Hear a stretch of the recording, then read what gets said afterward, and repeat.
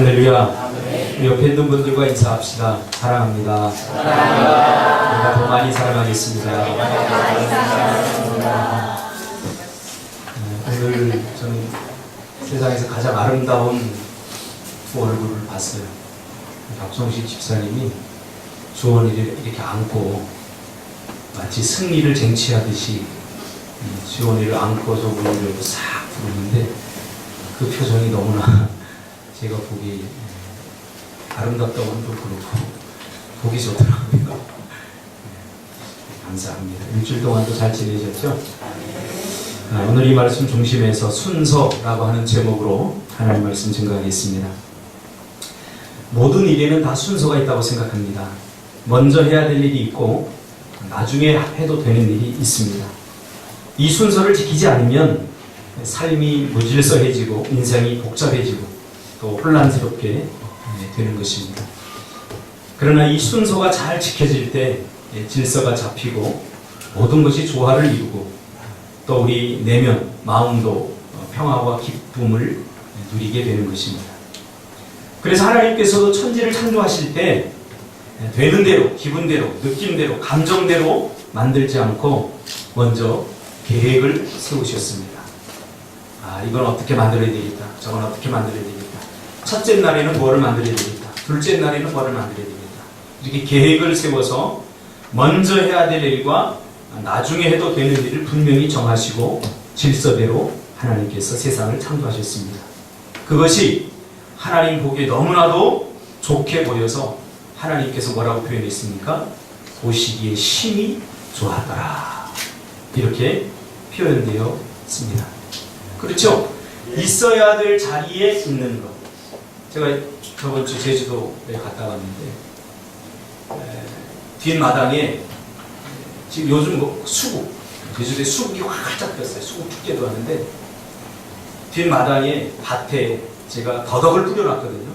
더덕이 있어야 될 자리에 수국이 막 떨어져 막 폈어요. 아무리 아름다운 꽃도 이게 네 자리가 아니야. 이거 제가 뽑아버렸어요. 있어야 될 자리에 있는 것. 이것이 얼마나 보기 좋은지 몰라요. 수국을 딱 뽑아냈더니 수국이 있으니까 마치 잡초처럼 느껴져요. 더덕이 있는 자리에 수국이 피니까 잡초처럼 느껴져요. 물론 제 관점일 수도 있지만 그래서 수국을 뽑아버렸더니 더덕들이 되게 기분 좋아하더라고요. 드디어 우리만의 세상이 왔구나. 그러면서 더덕들이 쫙 있는 걸 보니까 아름답더라고요. 우리의 인생도 우리의 신앙생활도 마찬가지입니다. 순서가 굉장히 중요합니다.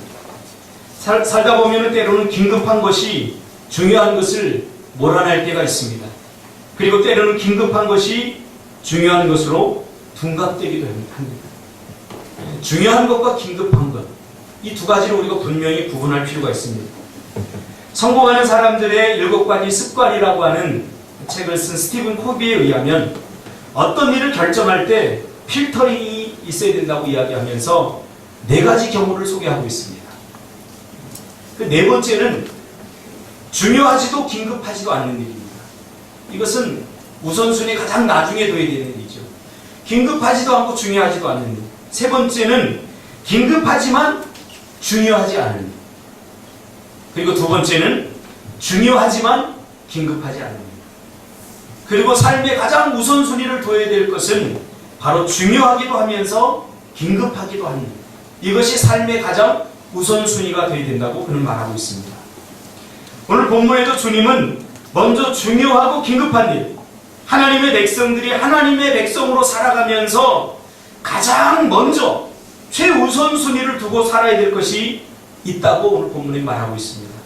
그것이 뭐냐면 먼저 그의 나라와 그의 의를 구하는 것이다. 이렇게 말하고 있습니다. 뭐라고요? 그의 나라와 그의 의를 구하는 것. 이것이 하나님의 백성들이 무엇을 신앙생활이라고 하는 것을 하기 전에 제일 먼저 우선순위로 두고 추구해야 될 것이라고 말하고 있죠. 그러면 우리가 삶의 가장 우선순위를 둬야 될 그의 나라와 그의 의가 무엇인가를 살펴보기 전에 예수님께서 왜 이 말을 하게 됐는지 그 배경을 이해하면 바로 그의 나라와 그 의가 무엇인지를 우리가 온전히 이해할 수 있을 것 같습니다. 지금도 그렇지만 1세기 이전 예수님이 살던 당시의 사람들에게 있어서 가장 우선순위가 되는 것, 가장 중요하게 여기고 긴급하게 여겼던 것이 뭐냐면 바로 먹고 사는 문제였습니다. 먹고 사는 문제. 오늘날은 우리 한국은 먹고 사는 문제가 이제 해결되지 않았습니까? 그래서 아브라함 웨슬로의 욕구 이론에 의하면 우리나라는 뭐 자아 성찰 이 정도 수준까지 지금 올라갔다고 이렇게 판단되어 있습니다.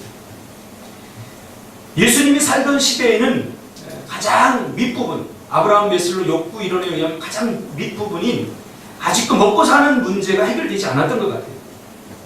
그래서 아이를 낳거나 무엇을 해도 먹고 사는 문제에 모든 것이 다 맞춰져 있었어요. 그래서 아이를 왜 많이 낳느냐? 풍부한 노동력을 확보할 수 있었기 때문에 아이를 많이 낳게 되는 거죠. 무엇보다 먹고 사는 것을 해결하는 것이 삶의 가장 우선순위였고 먹고 사는 것이 해결이 되면 그것이 행복이었습니다. 시대마다 약간 다르게 표현되기도 하지만 예수님이 살던 이 당시에는 먹고 사는 것이 가장 긴급하고 중요한 일이었던 거죠. 그래서 먹을 것이 넉넉한 삶이 걱정이 없는 삶이요, 성경에서 말하는 복된 삶이다, 행복한 삶이다.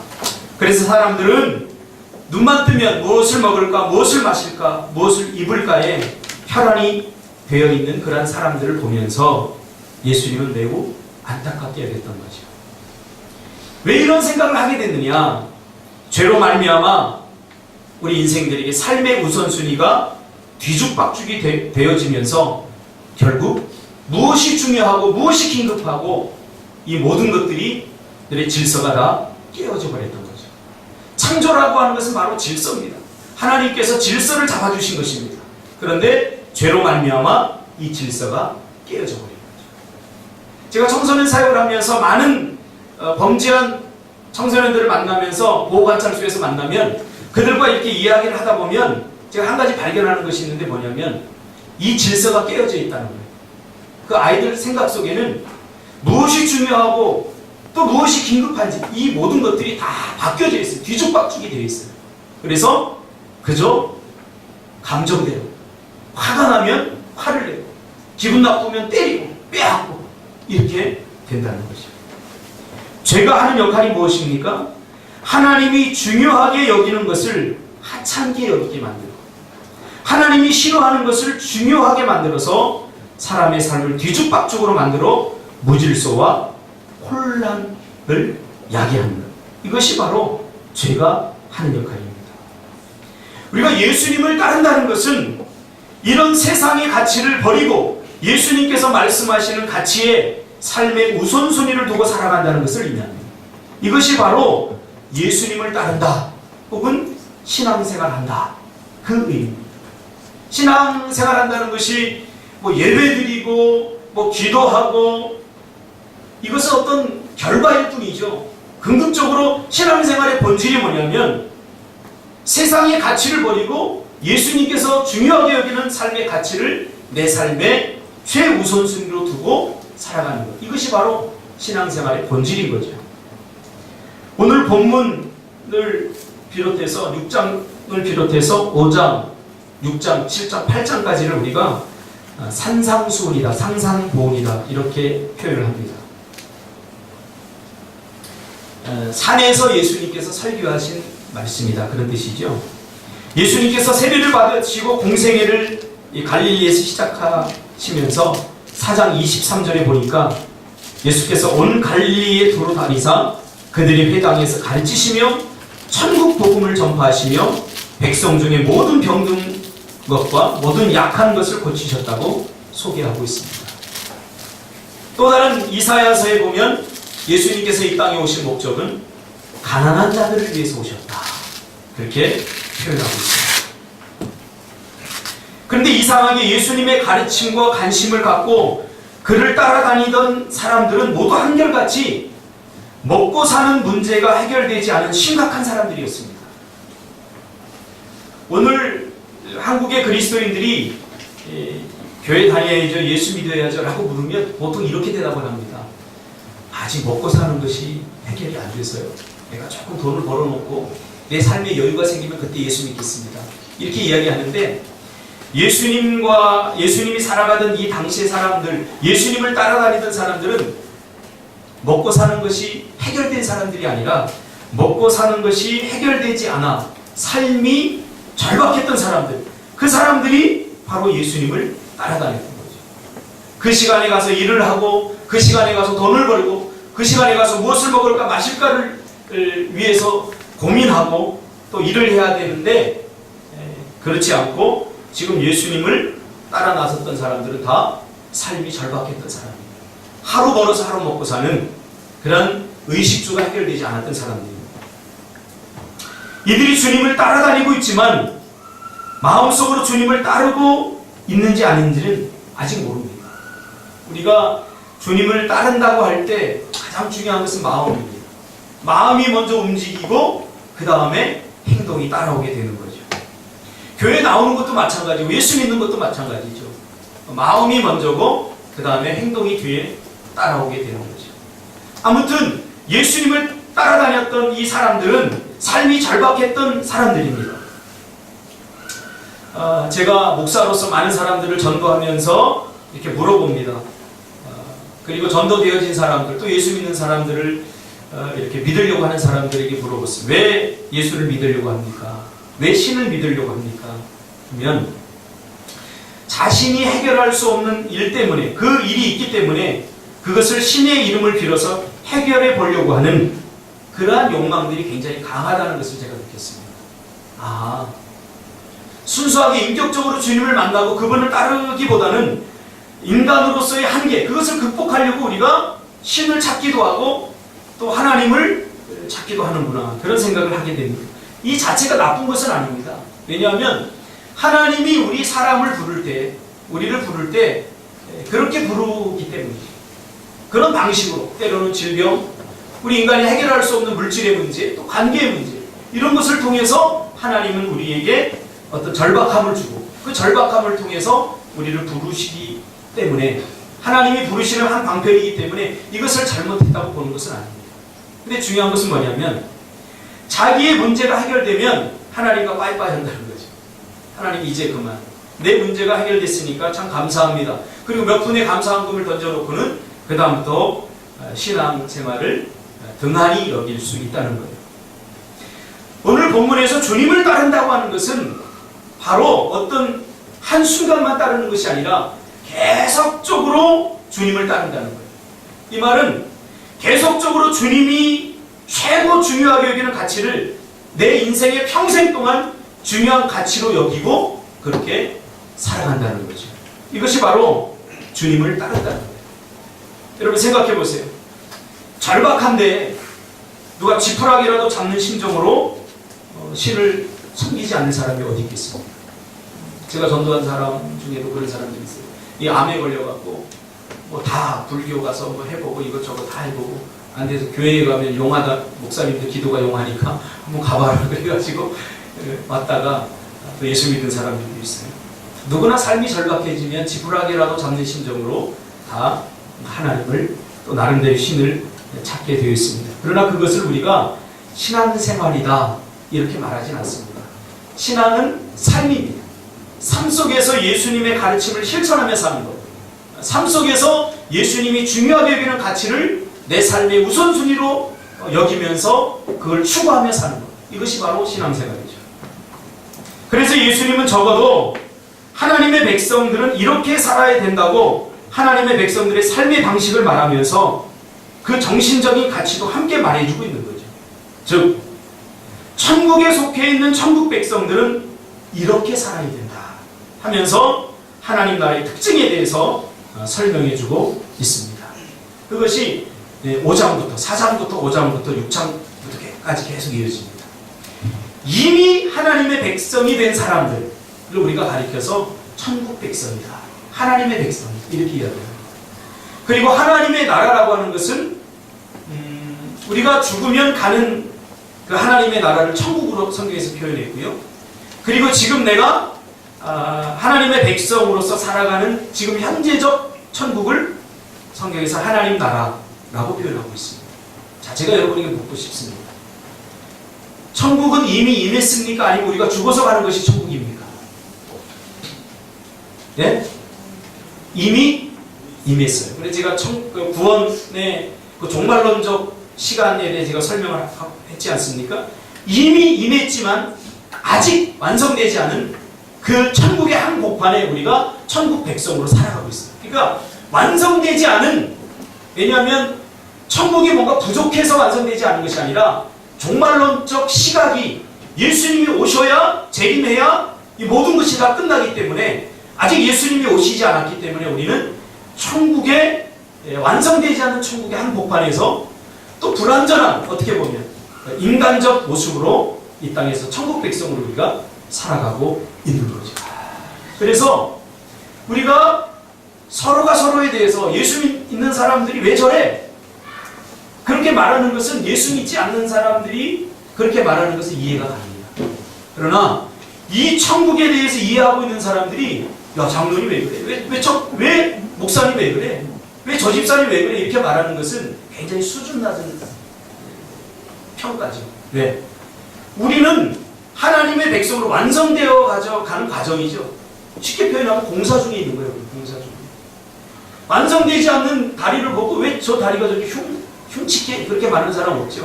그렇죠? 마찬가지로 우리는 이미 임한, 예수님이 초림할 때 이미 임한 하나님의 나라, 그러나 아직 완성되지 않은 그런 나라 속에서 우리가 살아가고 있어요.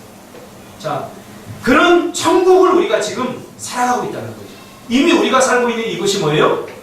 천국이에요. 완성되어져 가는 천국. 과정 속에 있는 천국이죠. 그래서 예수님께서도 천국이 어디 있습니까? 제자들이 물어볼 때 천국은 이미 너희 안에 있느니라 그렇게 표현했어요. 이 너희 안에 있다라고 하는 말은 두 가지로 해석이 되는데 in your heart, 너의 마음 안에. 근데 더 정확한 표현은 뭐냐면 among you입니다. 너희 가운데. 두세 사람이 모인 곳에 내가 너희와 함께하리라. 하나님의 백성이 모인, 두세 사람이 모인 그것이 바로 천국이라는 거죠. 이미 이 자리가 천국인 줄 믿습니다. 할렐루야. 여러분 두세 명이 모인 것, 여러분이 있는 곳이 바로 천국이라는 거죠. 그럼 천국 백성들은 어떻게 살아야 되느냐? 아이러니컬하게도 성경은 어떻게 구원을 받는가에 대한 말보다는 구원받은 사람이 어떻게 살아야 되는가에 대해서 굉장히 많은 지면을 할애하고 있습니다. 그래서 5장부터 소금같이 살아야 된다. 예수님이 말하고 천국 백성은 천국을 만들려면, 천국을 경험하려면 너희는 세상에서 소금같이 살아야 된다. 그리고 율법의 정신을 기억하고 살아라. 율법의 정신이 뭡니까?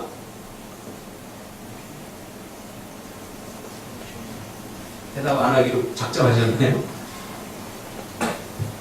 율법의 정신은 사랑입니다. 사랑. 법에서 사랑이 빠지면 그것은 사람을 죽이는 거죠. 법은 사람을 살리려고 만든 건데, 그렇죠? 그리고 심리적인 부분, 다양한 부분을 예수님께서 터치하셨어요. 심리적인 부분으로는 함부로 분노하지 말라. 우리 마음의 상처가 깊이 쌓이면 분노가 막 터지지 않습니까?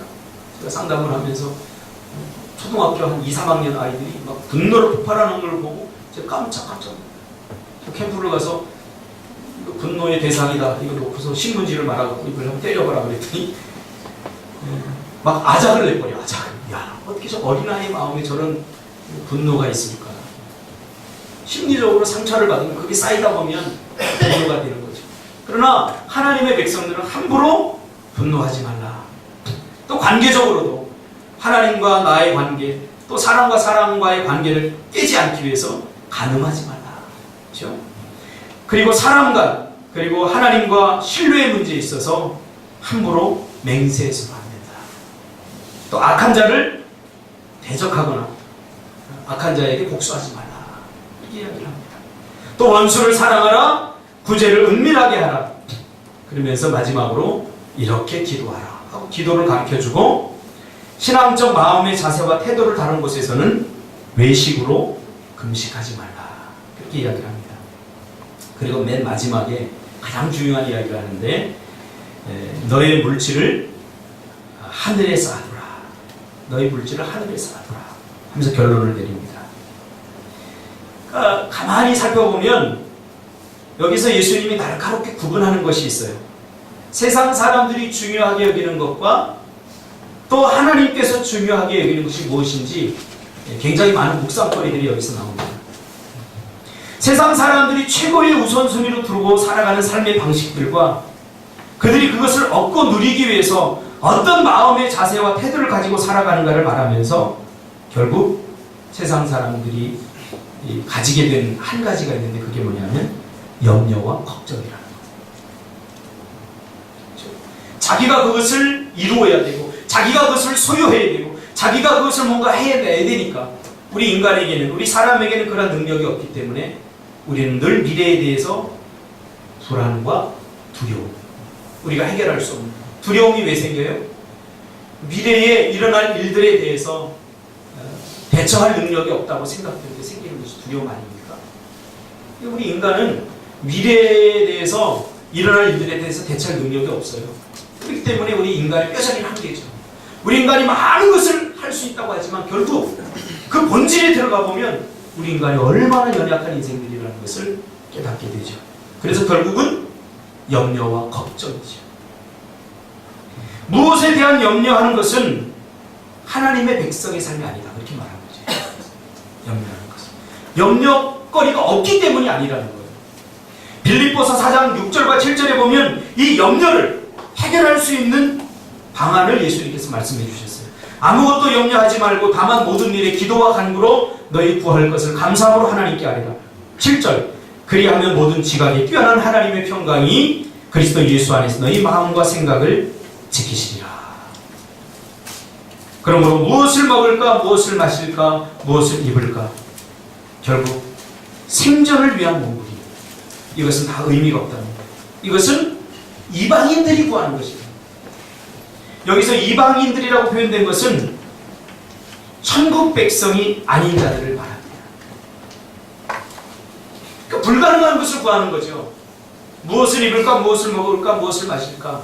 결국 우리가 해결할 수 없는 그런 문제를 붙들게 될 때 우리는 두려워하고 걱정하게 된다는 거죠. 그러니까 예수님은 이걸 알기 때문에 그거 너희들 절대 해결하지 못해. 너희들 힘으로 절대 해결하지 못하니까 너희들이 할 수 있는 것은 뭐냐면 맡기는 거예요. 나한테 맡기는 것이기 때문에 기도하라 라고 분명히 말씀해 주셨어요. 그러면서 하나님께서 예수님을 통해 또 한 가지 이야기합니다. 그러나 너희들이 그 무엇을 먹을까, 무엇을 마실까, 무엇을 입을까, 이것이 중요하지 않은 것 아니라 중요하다. 예수님 뭐라고 해서 6장에 너희에게 이런 것들이 있어야 할 줄 나도 안다. 이렇게 말했어요. 중요하다는 거죠. 중요하다는 거죠. 이 모든 것들, 무엇을 먹을까, 무엇을 마실까, 무엇을 입을까, 이거 중요합니다. 중요하지 않다는 것이 아니죠. 그러나 더 중요한 것이 있다는 거예요. 세상 사람들이 중요하게 여기는 것보다 더 중요한 것이 있다는 거죠. 그 중요한 것에 세상 사람들이 중요하다고 여기는 그것에 마음이 뺏겨서 하나님이 중요하게 여기는 것, 가치 있게 여기는 더 중요한 것을 놓칠 수 있기 때문에 그것을 놓쳐서는 안 된다고 지금 주님께서 말하고 있는 거죠. 중요한 것, 세상 사람들이 중요하게 여기는 것, 여기에 머물면 안 되고 더 중요한 것, 다시 말하면 하나님이 중요하게 생각하는 그것에 우리가 더 삶의 우선순위를 두고 살아가야 된다는 거죠. 자, 우리의 삶을 들여다보면 우리도 세상 사람들이 중요하다고 여기는 것에 우리가 머무를 때가 많아요. 이거 나쁜 것 아니죠. 왜? 예수님도 그거 너희들에게 다 있어야 될 것들이야. 그래서 그것을 중요하게 여기지 않는 것이 문제. 중요하게 여기는 건 당연한 거야. 그러나 그것에 마음이 뺏겨서 더 중요하게 여기며 살아야 될 것을 중요하게 여기지 못하고 살아가는 것은 이것은 더 큰 문제다라고 예수님이 말하고 있는 거죠. 그것이 뭡니까? 먼저 그의 나라와 의를과 무엇을 먹을까, 무엇을 마실까, 무엇을 입을까보다 더 중요한 것은, 그것도 중요하지만 더 중요한 것은 그의 나라와 의를 먼저 구하는 것입니다. 그러면 먼저 구하면 너희가 중요하게 여기는 먹고 마시고 입고 하는 모든 것들을 더하여 주시겠다. 다시 말하면 보너스로 주겠다. 더 중요한 것을 추구하면 중요한 것은 그냥 해결이 됩니다. 주님 말씀하고 있는 거죠. 이것을 관계적인 측면으로 제가 잠깐 예를 들면 이런 거죠. 제가 요즘 돈이 많이 필요합니다. 돈이 많이 필요한데 이 돈의 문제를 한 번에 해결해 줄 수 있는 방법이 있는데 뭐냐면 이건희 회장이 내 아버지가 되면 돼요. 할렐루야. 거의 일어나기 힘든 희박한 일이지만 그러나 꿈은 누구나 꿀 수 있기 때문에 제가 이건희 회장의 큰아들이 저와 동갑이거든요. 그러니까 이건희 회장이 나의 아버지가 되면 내가 무엇을 입을까 무엇을 마실까 그깟 몇억 원 하는 꿈틀학교짜리 이거 걱정 안 해도 제가 다 해결이 되죠. 그런데 정작 중요한 것은 뭐냐면 내가 이건희 회장의 아들이 되어서도 여전히 내가 무엇을 먹을까 무엇을 마실까 무엇을 입을까 이것을 내 스스로 해결하려고 하면 얼마나 어리석은 일이 됩니까? 그렇죠? 어리석은 일이 되죠. 왜? 아버지가 아들인 나에게 모든 것을 다 해주실 것이기 때문이죠. 그런데 내가 이건희 회장의 아들이 되어서도 내 스스로 내 삶의 문제를 해결하려고 야 무엇을 먹을까 무엇을 입을까 어떻게 할까 라고 고민하고 걱정하는 것은 사소고생하는 거죠. 주님은 지금 이런 이야기를 우리에게 하고 있는 거죠. 이것이 안타까운 거예요. 그러면 우리가 가장 중요하게 여기는 삶의 우선순위로 여기며 살아야 하는 그의 나라와 그의 의는 무엇입니까? 그의 나라가 무엇이고 그의 의가 무엇인지 알아야 우리가 그것을 먼저 추구하잖아요. 그것을 추구하며 살라고 예수님이 지금 말하고 있잖아요. 단어적으로 우리가 설명을 하면 그의 나라는 우리가 잘 알듯이 하나님 나라고 그의 의는 하나님이 옳게 여기는 것입니다. 하나님이 옳게 여기고 기쁘게 여기는 것. 성경에 보니까 에베소서 5장 10절에 보니까 이 옳게 여기다 하고 같은 어원을 가지고 있는 단어가 에베소서 5장 10절인데 주의 기쁘시게 할 것이 무엇인가 시험하여 보라. 그러니까 주님이 기쁘게 여기는 것. 그것이 주님이 옳게 여기는 것. 그러므로 그의 나라와 그의 의를 구하는 것은 하나님의 나라와 하나님이 기뻐하고 원하시는 것을 먼저 추구하는 것이죠. 이것을 구하라 라고 말하고 있습니다. 구하라 라고 하는 말은 최우선 순위로 두어라 그 말이에요. 최우선 순위. 목표를 가장 먼저 정하고 부지런히 훈련과 연단의 과정을 겪어라. 그런 말입니다. 이것에 가치를 두고 집중하라는 거예요. 무엇에? 하나님의 나라와 그의 의를 구하는 것에 최고의 가치를 두고 그것에 집중하며 살아가는 거예요. 좀 더 쉽게 설명하면 하나님 나라의 통치 안에서 하나님의 통치를 받는 것을 가장 우선순위로 두라는 것이죠. 자, 이것이 어쩌면 당연합니까? 하나님의 백성들이 삶의 텍스트를 성경에 두고 우리의 콘텍스트, 우리 삶의 조항들을 성경을 해석하면서 그것을 삶을 해석해 나가는 건 당연하지 않습니까? 근데 이 당연한 것을 우리가 하지 않음으로 문제가 생깁니다. 내 양은 내 음성을 듣는다고 했는데 내 양들이 내 음성을 듣지 않을 때 이때 문제가 생기는 거죠. 왜 이런 일들이 일어나느냐?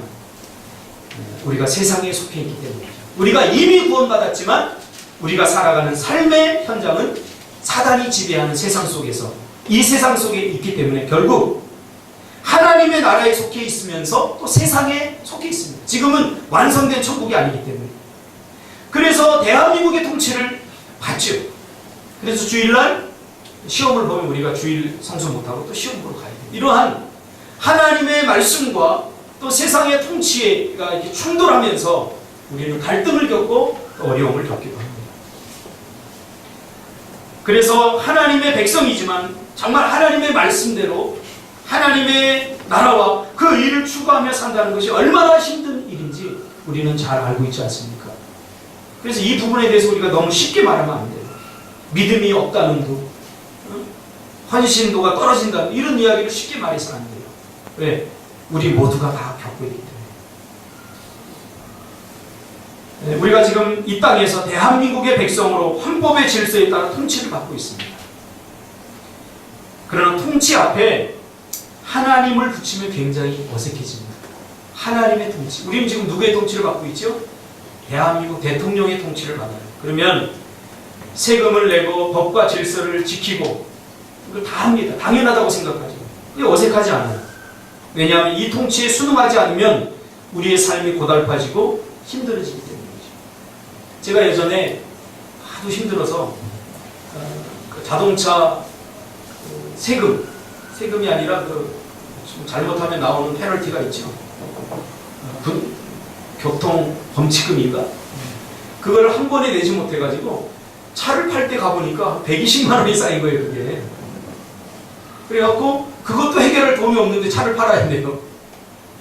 그러니까 내가 대한민국에서 정해놓은 법을 이게 의죠. 의를 따르지 않으면 결국 내 삶이 고달파진다는 걸 알기 때문에 여러분들 다 세금을 내지 않습니까?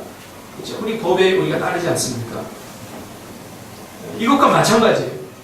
그런데 우리가 하나님의 하나님의 법을 따르지 않으면 이런 것들이 당장 피부로 주어지지 않아요. 그래서 마치 하나님도 이랬으면 좋겠어요. 하나님께서 하라고 한 것 하지 않으면 범칙금으로 내라고 하면. 정우진 집사님 저번 주에 빠졌으니까 범칙금 100만 원. 그러면 100만 원이 아까워서 꽤 나올 수도 있겠죠. 그러나 하나님은 그런 싸구려 신이 아니라는 거죠. 싸구려 신이 아니라는 거죠. 우리가 하나님의 말씀대로 법대로 하나님의 의를 추구하지 않을 때 결국 누가 피해를 보냐면 우리 자신들이 피해를 보는 거죠. 하나님은 그것을 염려하는 거죠. 세상에 대한민국에 살아가면서 법을 어기면 그것을 피부적으로 느끼기 때문에 우리가 어떻게 해서든지 법을 지키려고 하지만 하나님의 나라는 억지로 법을 지키고 억지로 하는 그런 나라가 아니라 모든 것을 자율적으로 맡겨지는 나라. 하나님이 꿈꾸는 나라. 하나님께서 만드시고 싶은 그런 천국은 억지적인 법에 의해서 만들고 싶은 나라가 아니라 감동해서 순수하게 자발적으로. 그래서 신앙생활도 여러분 자발적으로 하는 것이 굉장히 중요합니다. 우리 아이들, 우리 청년들도 제가 뭘 시켜보면 자기가 스스로 알아서 할 때 굉장히 신나게 일합니다.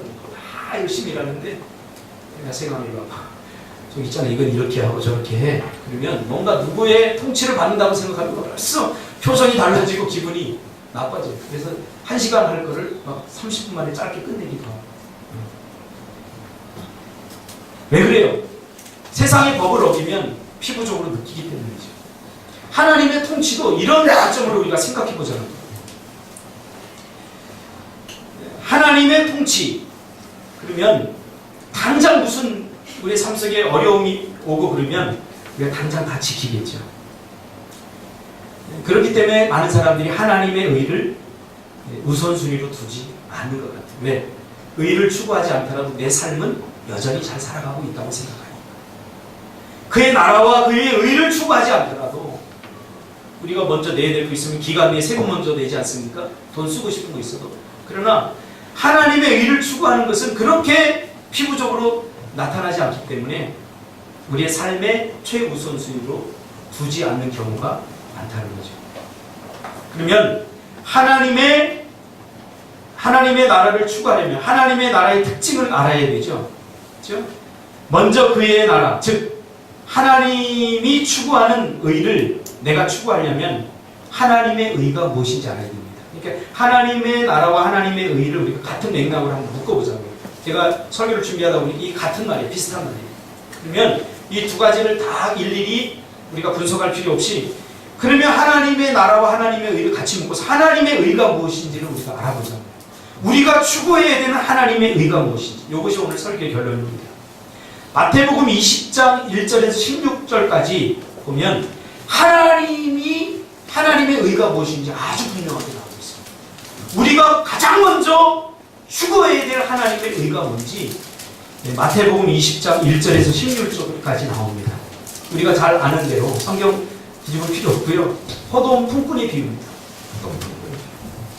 이 포도원 품꾼의 비유를 통해서 하나님의 의, 우리가 가장 먼저 추구해야 되는 하나님의 의가 뭔지 하나님은 분명히 나타내 보여주셨습니다. 우리가 잠깐 이 포도원 품꾼의 비유를 잠깐 살펴보면 그렇죠. 어느 날 포도원 주인이 이제 포도원에 품꾼을 쓰려고 이른 아침, 그러니까 오전 6시에 나갑니다. 이때가 1시입니다. 그러니까 유대인의 시간은 해 뜨는 시간을 1시로 정합니다. 그리고 1시간이 지나면 2시, 2시간이 지나면 3시 이런 식으로 됩니다. 그러니까 오전 6시에 해를 뜬다고 생각하면 아침 6시에 나간 거죠. 거기 나가서 일꾼, 포도원에서 품꾼을 쓸 사람을 구합니다. 우리 태한 집사님, 자, 조투수를 쓸 거야? 아니면 전상진 집사를 쓸 거야? 왜? 농부야. 일 잘하죠. 네, 조투수는 일 못할 것 같아? 어깨를 다쳤죠. 지금 일을 제대로 못하죠. 그러니까 누가 보더라도 포도원 주인은 일꾼을 쓰는데 전문가이기 때문에 누구를 써야 우리 포도밭에 효율적으로 일을 할 수 있을 것인가, 일을 많이 시키고 돈을 적게 줄 것인가, 너무나 잘 알았던 사람이죠. 그래서 가장 일 잘할 것 같은 사람을 먼저 뽑았죠. 그 다음에 또 부족하니까 3시에 나갑니다. 3시는 오전 9시죠. 그렇게 또 한 사람을 뽑습니다. 그리고 12시에 나갑니다. 6시, 그리고 오후 3시에 나갑니다. 그리고 오후 5시에 나갑니다. 그런데 문제가 뭐냐면 이들에게 주인이 약속한 품삯이 1데나리온입니다. 1데나리온. 그런데 이 주인이 맨 먼저, 그러니까 일 많이 한 사람은 한 거의 6시간을 일한 거예요. 그렇죠? 12시간인가요? 11시간 일한 거죠. 그리고 일을 제일 적게 한 사람은 1시간 일한 거예요. 그런데 제일 늦게 온 사람을 이렇게 부르다가는 한 데나리온을 줍니다. 한 데나리온. 그러니까 더 많이 일한 사람들은 마음속에 뭐가 생기겠어요? 기대감이 생기겠죠. 야, 1시간 일한 사람이 한 데나리온 받았으니까 우리는 한 10데나리온 이상을 받겠다라고 기대를 하죠. 그런데 똑같이 한 데나리온씩 다 줍니다. 그러니까 태한 집사님 같으면 화 나겠어 안 나겠어? 태한 집사님은 아침 일찍가 11시간 일했는데 한 데나리온을 받고, 뺀질거리는 우리 준석 집사님 하루 종일 있다가 1시간만 딱 일했는데 한 데나리온을 받았어. 열 받아야 안 받아요? 네, 열 받는 건 똑같이 열 받는 거예요. 근데 정작 중요한 건 뭐냐면 주인이 다 같이 한 데나리온씩을 약속했다는 거예요. 품삯, 오늘 품삯이라고 표현된 이 말을 헬라어로 비카리오스라고 합니다. 비카리오스. 의라고 하는 거예요. 의로운 싹시라는 거예요.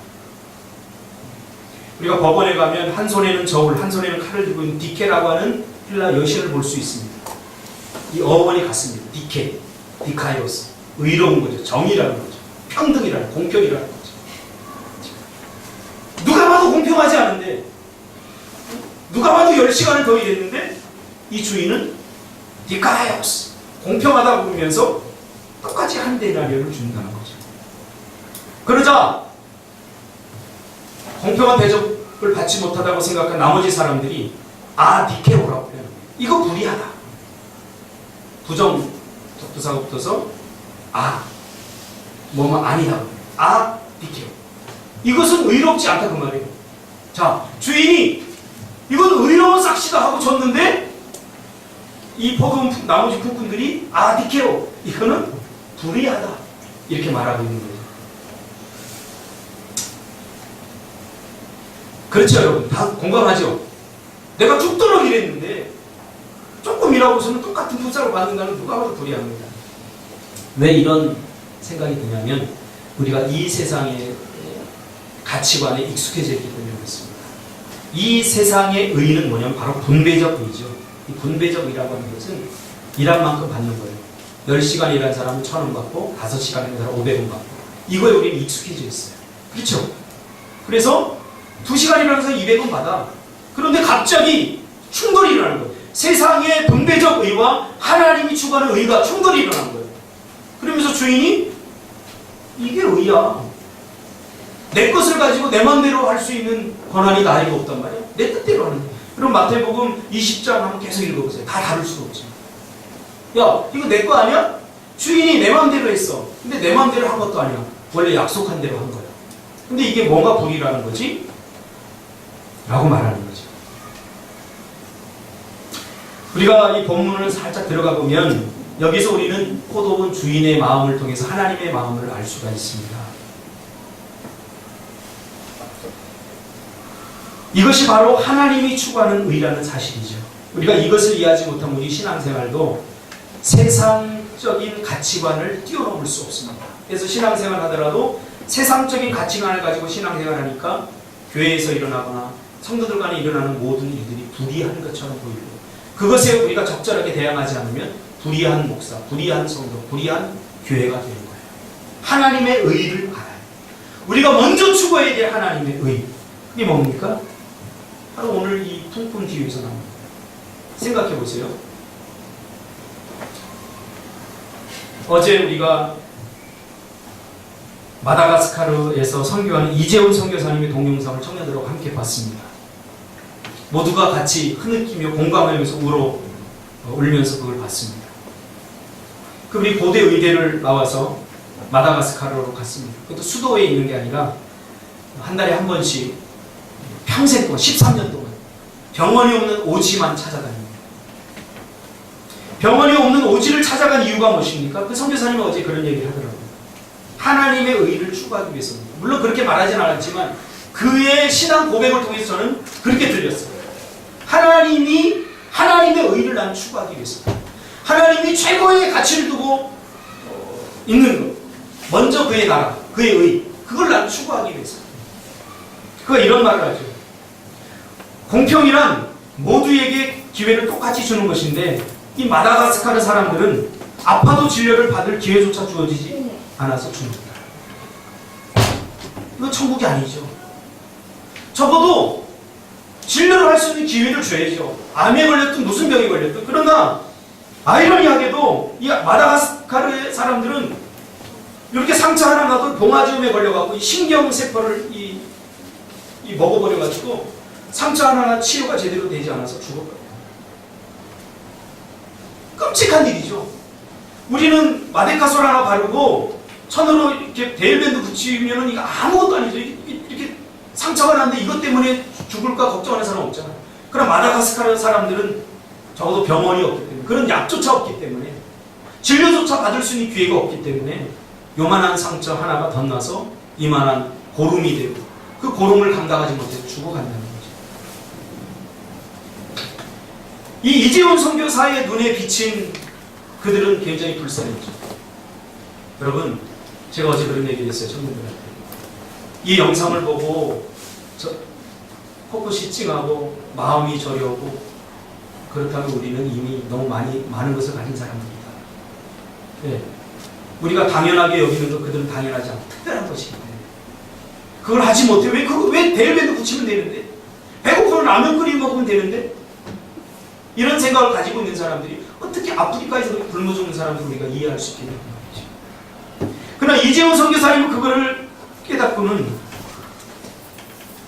몇백 원 하는 말라리아 약 하나가 없어서 말라리아 걸려서 죽어가는 그들을 위해서 간 거죠.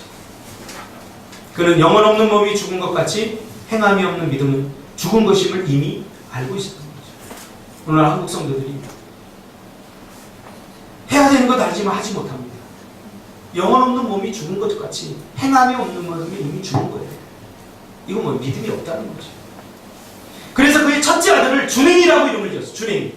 나는 하나님의 말씀대로 주행하면서 살겠다. 실천하면서 살겠다. 사실 우리는 하나님의 말씀대로 사는 것이 불가능하다고 말하고 하나님의 나라를 추구하고 하나님의 의를 추구하는 것이 불가능하다고 생각해서 자기가 신앙의 기준을 정해놓고 헌신의 기준을 정해놓고 하나님의 말씀도 순종할 수 있는 한계를 정해놓고 신앙생활을 하지 않습니까? 이것은 하나님의 말씀대로 살고 싶지 않은 또 다른 증거입니다. 결국 자기 뜻이죠. 거기 하나님의 뜻이 어디 있습니까? 그래서 이 선교사님이 거기로 간 결정적인 게 뭐냐면 자기가 진짜가 되고 싶어서 갔다는 거예요. 자기가 불쌍한 사람들을 생각하는 것만으로 자기는 괜찮은 사람이라고 여겼던 거예요. 아, 저 사람들을 보고 불쌍하다고 여기지 못하는 사람들도 많은데 나는 그래도 거기에 가겠다고 결심까지 했던 사람이야. 근데 정작 가고 싶은 마음은 없었던 거죠. 그런데 시간이 지나면서 난 가짜다 그런 생각이 드니까 자기가 진짜가 되고 싶어서 거기에 갔다는 거죠. 하나님의 말씀을 실천하는 반석에 세운 집처럼 사는 거죠. 이것이 오늘 우리의 문제가 아닙니까? 우리가 해야 될 일 모릅니까? 다 몰라서 못하는 사람 없습니다. 여러분 생각해 보세요. 하루 벌어서 하루 먹고 사는 사람에게 있어서 11시간 11시란 오후 5시인데 이때까지 일꾼으로 부름을 받지 못했다면 이 사람 문제 있는 사람 아닙니까? 죄송합니다. 개인적인 프라이버시인데 우리 딸 이야기는 될 수 있으면 안 하려고 해요.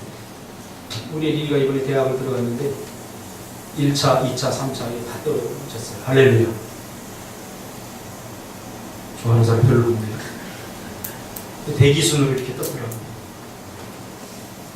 이미 나라에서, 학교에서 자격이 충분히 갖춰졌다고 생각하면 다 뽑은 거죠. 제가 기도할 때 이 5시에 부른 포도원 그 사람 같은 심정을 제가 이해했어요. 아, 이런 거고.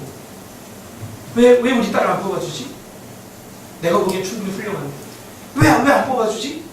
제발 뽑아줬으면 좋겠다. 여러분 이 심정 아십니까? 다른 사람들은 다 일꾼으로 뽑혀가는데 나만 뽑히지 못하는 이 외로움, 이 고독. 다른 사람들은 문제없이 잘 살고 있는 것 같은데 나만 안 되는 것 같은 외로움. 만약 하나님의 의가 우리 세상 사람들처럼 똑같다면 나는 죽는 게 편해요. 그렇죠?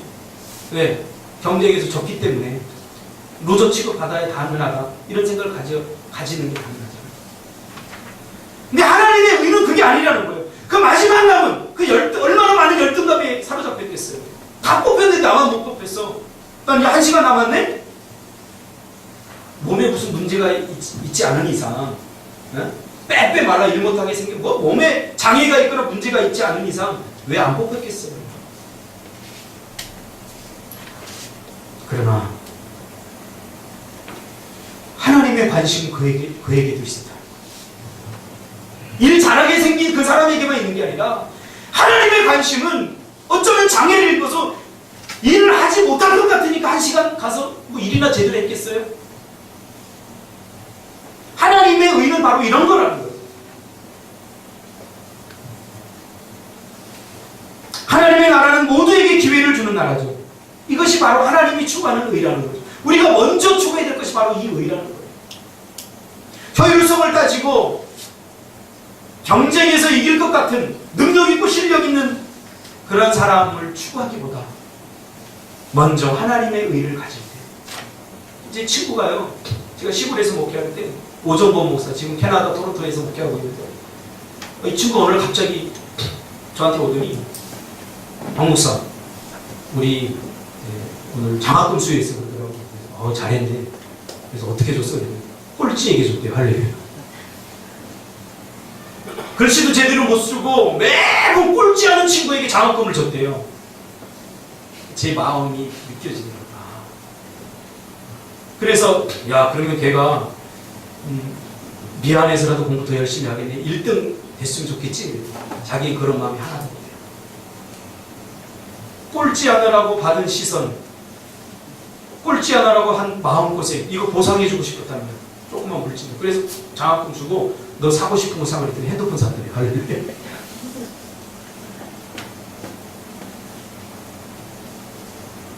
이게 바로 하나님이 추구하는 의라는 거죠. 그래서 1시간 일했지만 품삯으로, 의로움싸움으로 디카리오스 한 거예요. 이게 바로 우리가 추구해야 될 의라는 거죠. 한국 사회의 문제가 무엇입니까? 지금 비정규직 아닙니까? 비정규직들에게 축복이 있으리라. 할렐루야. 왜냐하면요, 우리는 비정규직들에게 지금은 빚을 안고 있습니다. 비정규직이 왜 생겼어요? IMF 때 인건비가 우리나라가 너무 올라가서 이 인건비 갖고는 이 문제를 해결할 수 없는 거예요. 그러니까 줄여야 되는데 어디서 줄여야 됩니까? 인건비를 줄여야 되니까 머리를 짱구를 돌리고 나라 다 연구해 보니까 이건 똑같이 일하고 제싹을 주면 안 되는 부류들을 만들어낼 수밖에 없어요. 그게 비정규직. 개취급받고 소취급받고 인건비 절감을 위해서 그들의 헌신을 통해서 우리나라가 이 IMF가 지금 에서 탈출하지 않았습니까? 그러면 그 비정규직들에게 정규직들이 어떻게 돼요? 보너스 받으면 100만 원 받았으면 50만 원 떼서 주기를 바랍니다. 할렐루야. 이게 천국이라는 거예요. 이게 하나님이 추구하는 의라는 거죠. 아, 나는 비정규직이 안 돼서 너무 다행이다. 그러면서 정규직이 되려고 피 터지게 경쟁하는 것은 사단이 만들어 놓은 시스템에 들어가 버리는 거예요. 비정규직은 죽도록 일하고도 정규직의 절반도 안 되는 돈을 받습니다. 이들에게는 정규직이라는 기회조차 주어지지 않습니다. 그런데 고용주들은 그것을 당연하게 여깁니다. 왜요? 세상의 법이 정해 놓았기 때문에. 법대로 하는 거예요. 법대로 하는데 뭐가 문제예요? 그리고 뻔뻔스럽게 알바도 이제 10,000원을 올린다고 그러죠? 이게 복음입니다, 여러분. 다른 게 복음이 아니에요. 뭐 열정페이? 죄송합니다. 오늘 지민님이 아빠가 하는데 제가 평소에 하던 욕은 못하겠습니다. 무슨 개 같은 소리입니까, 열정페이? 많이 줘야죠. 그리고 못하면 하지 말아야죠. 그러면 사장들은 뻔뻔히 합니다. 왜요? 법적으로 분배적 의의를 추구하기 때문에. 분배적 의의는 그래 너희들 경쟁에서 졌잖아. 왜 기회조차 없는 거야. 꺼리낌이 양심의 꺼리낌이 없어요. 적어도 양심 있는 우리 그리스도인 사장들이라면 비정규직도 어쩔 수 없지만 그들을 위해서 최선을 다해서 뭔가 좀 더 선물이라도 하나 더 해주고 뭔가 해야 됩니다. 조투수 일하는 거 보면 가슴이 아파요. 제가 회사 이번에 못 갔어요. 네. 우리 조투수가 미얀마에서 그래도 괜찮은 대학 나오고 법을 전공했어요. 근데 여기 와서 이런 막노동 하니까 그 취급밖에 못 받아요.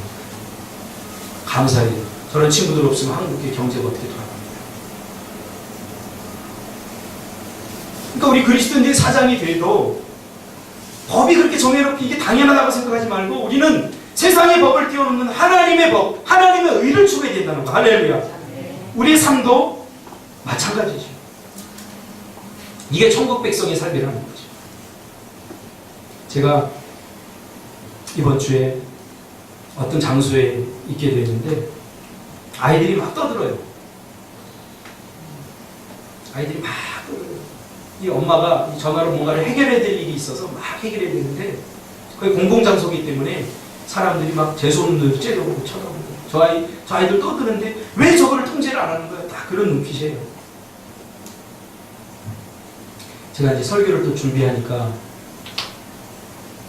하나님의 의의 관점에서 그 광경을 제가 한번 묵상해 보았습니다. 묵상하니까 답이 딱 나오더라고요. 저 아이들 왜 떠들어 그러면서 눈총을 주고 째려보고 그렇게 할 일이 아니라 하나님의 의를 그 순간 추구하니까 우리 아이들이 딱 떠오르더라고요. 우리 아이들이 우리 집사람하고 그 장소에 있다고 딱 이게 딱 떠오르더라고요. 그럼 어땠을까 나는? 답이 나오더라고요. 분배적 의는 그 순간에 공공장소에 떠드는 건 잘못된 거야. 당신이 교육을 잘못 시킨 거야. 이게 분배적 의입니다. 하나님의 의는 뭐예요? 제가 그랬어요. 어머니 걱정하지 마세요. 아이들 다 떠드는 거죠. 그러니까 주위의 사람들 째려보던 사람들이 가만히 있더라고요. 아이들이 다 떠드는 거죠. 그렇지 않습니까? 그리고 보니까 아줌마 지금 무슨 급한 일이 있는가 본데 신경 쓰지 말고 일 보세요. 그러니까 아이들이 나한테 시선을 딱 보고 나한테 딱 달려오는 거예요. 아, 눈치는 빨라요.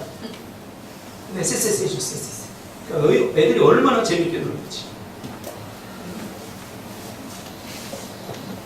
이게 하나님의 의라고 저는 생각해요. 큰 거 하려고 하지 말고 하나님의 의라고 그러니까 뭐 선교사로 나가 그거 아니라 하나님의 관점, 하나님 뭐를 중요하게 여기는 거예요. 하나님의 의는 한마디로 말하면 우리가 가장 먼저 추구해야 되는 의는 뭐냐면 사랑과 자비입니다. 사랑하면 아무 문제 안 됩니다. 그러나 사랑하지 않으면 모든 것이 다 문제입니다. 그때 그 여자를, 그 엄마를 향해서 다 째려보던 사람들, 자기 와이프가 그리고 자기 새끼들이 그랬다면 째려볼 사람 하나도 없습니다. 어떻게든지 그걸 이해받고 싶고 그랬겠지. 그러나 사랑과 자비가 하나님의 의가 없어져 버리니까 그것이 지옥이 되더라고 말이에요. 비난하고 왜 자식 교육 저렇게 시켰어? 이렇게 되더라고요. 우리가 하나님의 백성으로 제일 먼저 추구해야 되는 것 바로 자비와 사랑, 하나님의 의입니다. 오늘 교회도 마찬가지예요. 교회도 사랑과 자비가 없으면 목회하는 목사의 목회가 다 이상하게 보이겠죠. 그러나 사랑해보면 아무 문제가 아니에요. 우리 자녀도, 우리 예린이도 내가 지금 사랑하니까 데리고 살죠. 분배적 의로 내가 대하면 쟤는 호적에서 진짜 파울했어요. 오늘 아침에도 보니까 방이 얼마나 깨끗한지. 내가 뭘 하나 그러면 꼭 조금 있다가요. 조금. 분배적 의로 내가 다 있다면 예린이는 당장 호적에 지금 파서 우리 딸 2명으로 돼 있을 거야. 아니 걔네들도 똑같아요. 그러나 하나님의 의가 있으면 내 딸이니까 아유, 내가 쳐줘. 내가 쳐줘. 내가 닦아줘. 하나님이 우리에게 요구하는 거 그거예요. 서로 보면서 이렇게 비난하고 이렇게 하지 말고 정죄하지 말고 하나님의 의를 먼저 추구하라. 이 태안이가 요즘 되게 이뻐요. 하나님의 의를 추구하니까 다 이뻐요. 요새 전화 하루에 한 번씩 하거든요. 가끔 귀찮아요. 할 얘기도 없는데 계속 전화하니까 귀찮아요. 근데 그 전화하는 자체도 간단합니다. 천국은 하나님의 의를 먼저 추구하는 자가 누리게 되는 겁니다. 경험하게 되는 겁니다. 기도하겠습니다. 고맙습니다.